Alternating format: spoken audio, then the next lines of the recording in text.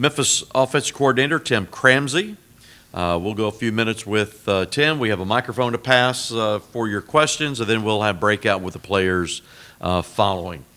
And with that, Tim, opening comments, then we'll take questions for you. Oh, absolutely. No, I'm really excited about this game. It's going to be a fun game.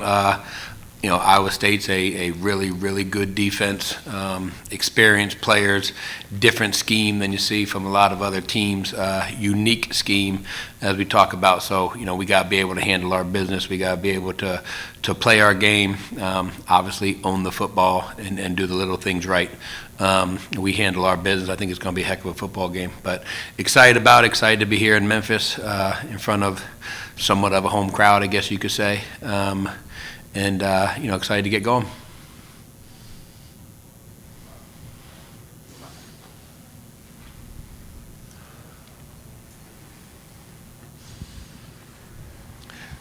Tim, now that you guys are back in full-on game mode of the week, how do you feel the players have kind of dealt with the time off and then getting their minds right? I think things are good. I think after the season, it was time to take a little time away. Coach Silver did a good job of, obviously allowing us to jump into the modern day recruiting world. I'll say nicely as to where we are in recruiting right now. But we did a couple weeks of that, and we were able to squeeze a couple good versus good practices in. But really, that time while we were on the road recruiting was really a time for our guys to get their bodies back and get their legs back and get healthy as can be, and stay a little bit fresh. And then, we started up about 2 weeks ago with the Iowa State prep. And it's gone really well. Guys have been excited at practice. Guys are flying around at practice. Guys, you get to the end of the season. Sometimes the practices are lagging a little bit because it's the end of the season, and then you give them a little bit of time off and see the excitement when they come back and start getting after it a little bit. So, it was good to get back with them a couple weeks ago, and we've had a good 8 or 9 practices in. I know sometimes been that rough, with the offense being such a high timing situation. Have they been able to knock their rust off in the last couple of weeks to get back to where they were when the season ended? Yeah, we've had good practices, and that's been a big part of it. When you get the time off and you do get on the practice field, early right after the Temple game, you get on a couple of days here before you were able to go recruiting, and then you got on once or twice a week while doing the recruiting. The big parts of those practices was exactly what you're saying. Keeping the timing together with Seth and their receivers and tight ends and running backs, keeping the O-line. It's tough because the O-line is the one whose bodies get really beat up, but you got to be able to still continue to work your footwork and your hands and your combos and all that type of stuff. So those practices are really fundamental technique practices, as we talked about, going back to almost day one of fall camp, day one of spring ball, stuff like that. And then we've been going at it now for like I said, 8, 9 practices now with Iowa State stuff, and able to get back on where we were. Coach, you mentioned O-line. You got Jacob sitting over there, who obviously is declared for the draft. What does it mean? What does it mean to the team to have him play in this game? But also, what does it mean to you, just you guys as coaches in this era where some of these schools have half their guys either in the portal or opting out or whatever, that he chooses to come and play one last one here? Well, I'm really happy he chooses to play because he makes all the calls up front for us. Him and Seth have been playing together for a long time, 3 seasons now, so they work great together. So I'm excited that he's back playing for us, obviously. And it says something about who he is as a person. He could be taking time off and training and doing whatever he has to do, but he loves the game of football, number one. He loves this program, number 2, and he loves his teammates. And I think a lot of reasons why he's out there is some individual, for himself. But I think there's a lot of people he knows that are counting on him, and he wants to be there for them. So I was excited. I was excited when he decided to play in this game. Did you have a conversation about it, or was that just with Ryan, or how did all that? He talked to Coach Silverfield. Me and him, he talked a little bit about it, but it's a decision that he made on his own, and like I said, that's really what it came down to, and he could answer the question. I'm a little bit putting words into his mouth, but I know he's playing there because he loves the game of football, and he's playing there because he loves his teammates, and that's the culture of the program that Coach Silverfield has built.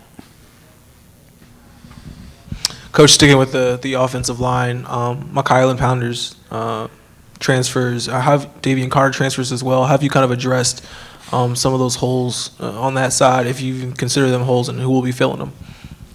Yeah, we've had guys that have played throughout the year. Mitch Gildenhouse is a guy who played for us 2 or 3 games this year and has done a really good job. And he's a guy that has played center for us, has played guard for us, so he's played a couple positions for us. And then, we got some young guys who are willing to who are able to step into that position. So, again, when guys go in the portal, I'm not going to get into it too much, but you wish them luck. You hope it works out for them in whatever place they land and wherever they go. But we want to have guys that want to be here. We want to have the guys like Jacob Likes, who wants to be here and wants to play, even though he might be, I'm not going to say better off, but there was a point where he's deciding if he wants to go train and get his body right and get himself right to make a true run at the next level. But he wants to be a part of this program. He wants to be a part of this team. He wants to be with his teammates who he's put so much time in for. And those are the guys we want to play with. We wish the luck to those guys who go in the portal, give them the best they can. And other schools call and ask questions. We give them an honest evaluation. But we want guys in this program who want to be here and want to be a part of it, and that's who we're going with.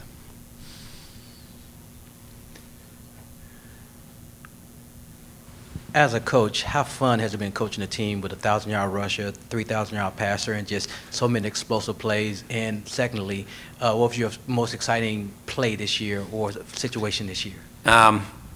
It's fun coaching this team. It's fun coaching this team. Again, we as coaches can sit there and draw all these lines on the board and have all these schemes, and you have a good year. I've been a coordinator for a really long time, and you have a good year when you have really good players. And you have an okay year when you have okay players, and you look for another job and you don't have great players. That's the way this business works. So it's been fun coaching these guys. It's when you have a quarterback like Seth Hennigan, I always say you have a shot. If you don't have a quarterback, you don't have a shot, no matter what type of plays you're calling or how good you think your scheme is. To have a guy like Blake and Sutton in the backfield, you got a double combo, and then you can bring Brandon Thomas in for some tough yards. To have a tight end room that just does their job, to have playmakers like Demir and Rock and Joe and Kobe and those guys back there, and have this offensive line. It's fun to watch these guys play. They are exciting, they are explosive, they are talented. What I'm most proud about these guys is 2 things: their resiliency and their togetherness. And to me, that's what made these guys special this year, and continues to make them special. Hopefully, carries through for the next 48 hours. But their resiliency in situations we caught ourselves behind people, or caught ourselves in bad situations, and then their togetherness, where you build that up and you bring in a couple guys from the portal. You brought in Demir, you brought in Blake, you brought in some guys from the portal, and the biggest concern when you do that is, are they going to fit in to the team? We know they're great players. We watched them play at this level, but are they going to fit into the team? And those guys and the other guys we brought in from the portal have, and these guys are playing together to the point where there's times Demir is happier when Rock catches a touchdown, and Rock, you should see Rock's reactions when other guys catch the touchdowns. Like that, to me, that's what makes your team. One play, the post route Joe Skates caught against North Texas. That was a great play for a kid who has come a long way in this program, longer than a lot of people know. But what some people forget about that game is he dropped that exact pass about 28 minutes earlier in real life time, going the other way. And I got him on the headset after that. I'm up in the booth, got him on the headset, because that's something that would have, knocked Joe out for the rest of the game a year or 2 ago, when he wasn't as mature as he is right now, and all he said is, "I'm good, coach. I'm good." I'm like, "All right, good, because we're going to come back to that play, and you're going to win the game for us."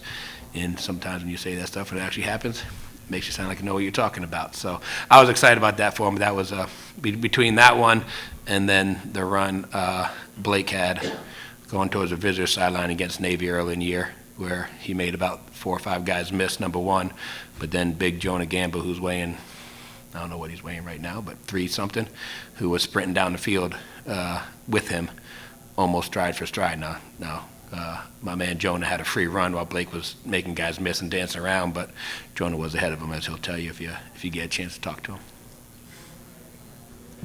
Tim, I know when you've previously talked about a guy like Rock, you've referenced this moment last year in terms of kind of seeing that mindset switch for him. Are there any guys on this roster where you're kind of seeing that mindset heading into this bowl game and some of your other younger guys? Not so much now because most everybody's coming back. But a chance of Mitch Gildenhouse having a chance to go back in and play a game. He played for us against Charlotte and did a really good job for us against what I thought was a good defensive line there. He's going to be able to step in and fill one of the spots of the guys who doesn't want to be here anymore. You know what I mean? Malachi Breland is a freshman who came in as a freshman this year, overweight and wasn't ready for college football, and what he did in these last 4 or 5 months of his life to get himself in a position where he's going to be playing football for us in the bowl game, it's an opportunity for him to show that hard work and have that hard work pay off for him. So those are 2 guys I'm excited about, being able to play in this game. Other than that, we haven't lost many guys. Everybody wanted to come back. Everybody did come back. So, like that situation with Rock last year he was down the line receiver for us, a second-team receiver for us. The guy who was playing in front of him didn't want to play in that game, so switch went on for Rock, and had a heck of a game that game until he got knocked out. He got hurt in that game, and then had the year that he had right now. So those are 2 guys in the offensive line that their opportunity is here now because of other kids' decisions. Their opportunity is here, and I'm excited to watch them go. The last couple of years, a lot of questions about the offensive line.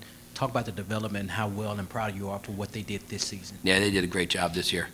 They did a great job. Coach Jeff Myers came in and took over that room and did a really good job of getting his guys to trust him, getting his guys to play together. The core was there. The addition of Xavier Hill from, was Scoot, as we call him, was huge for us because X played right tackle, left guard, right guard all throughout the year. The only position he didn't play was center because, Jacob's been there the whole time. But he would have the ability to play center if we need him to go in there and do that. He's done it in practice. So those guys have really, really come together. We had some guys get banged up, and again, Mitch Gildenhouse has stepped in, and to me that's huge in that position. And they've done a great job in there. Coach Myers, Coach Dio, Coach Silfield, as an O-line guy, sticks his nose in there at times and works with those guys. So I don't care who you have as a skill position or how good you think your quarterback is. If those guys ain't doing their job, again, you're going to have some troubles. So they did a phenomenal job this year.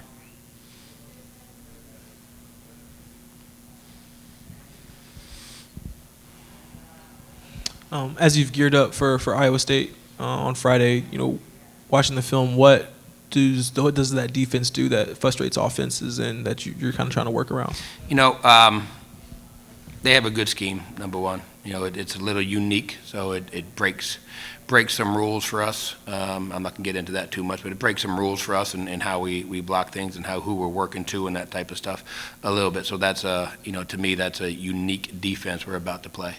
But I get this question a lot. What defense bothers you the most? And it's not a scheme that bothers you as an offensive coordinator because you have answers for most schemes. You know what I mean?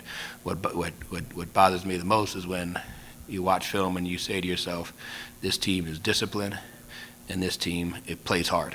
They're good players, they're disciplined, and they play hard, and that's what this team does. They're an effort team. They got good players, they got good talent, don't get me wrong with that. But you play a lot of defense who have good talent, good talent, and the effort doesn't match that talent. These guys have good talent, and they play their tails off. They play with their hair on fire.